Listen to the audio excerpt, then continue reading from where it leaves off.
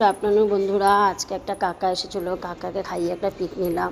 Good afternoon বন্ধুরা, তোমরা সবাই কেমন আছো? আশা করি সবাই ভালো আছো।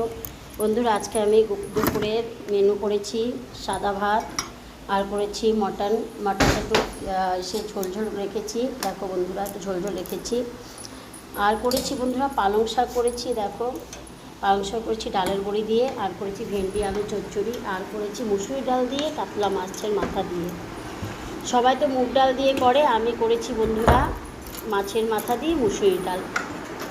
আজকে হঠাৎ আমাদের বাড়িতে অতিথি চলে এসেছে, একজন বয়স্ক কাকা, আর এসেছে তোমার একটা ছোট্ট বাচ্চা।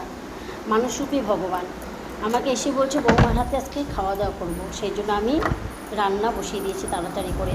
আমার মিস্টার তো বাড়িতে ছিল না, মেয়েকে তাড়াতাড়ি ফুলবাড়ি পাঠিয়ে দিলাম মটন আনতে, কারণ একদম খেতে চেয়েছে আমার হাতে, সেই জন্য মটন আনতে পাঠিয়ে দিলাম। মেয়ে নিয়ে চলে আসলো। এই যে দেখো দেখাচ্ছি তোমাদের বন্ধুরা, কাকাকে খেতে দিয়ে দিয়েছে, কাকা খাচ্ছে। অনেক দূর থেকে এসেছে, অনেক দূরের থেকে। এই কাকা প্রচণ্ড ভালো মানুষ। দেখি কাকা খুব ভালো মানুষ, খুব সুন্দর ঢাক বাজায়, সব পুজোতে ঢাক বাজায়, আমার বাড়িতে পুজোতে ঢাক বাজায় কাকা। আর এটা কাকার হলো নাতি, দেখো ছোট্ট কিউট, কত কিউট দেখছো। খেতে দিয়েছি, কাকাদের খাওয়া শেষের দিকে কাকা খেয়ে দিয়ে চলে যাবে। ঠিক আমার কেমন লাগলো বন্ধুরা, তোমাদের কেমন লাগলো আমার এই কাকাকে দেখে অবশ্যই আমাকে জানাবে। কাকা খাচ্ছে, খাও কাকা।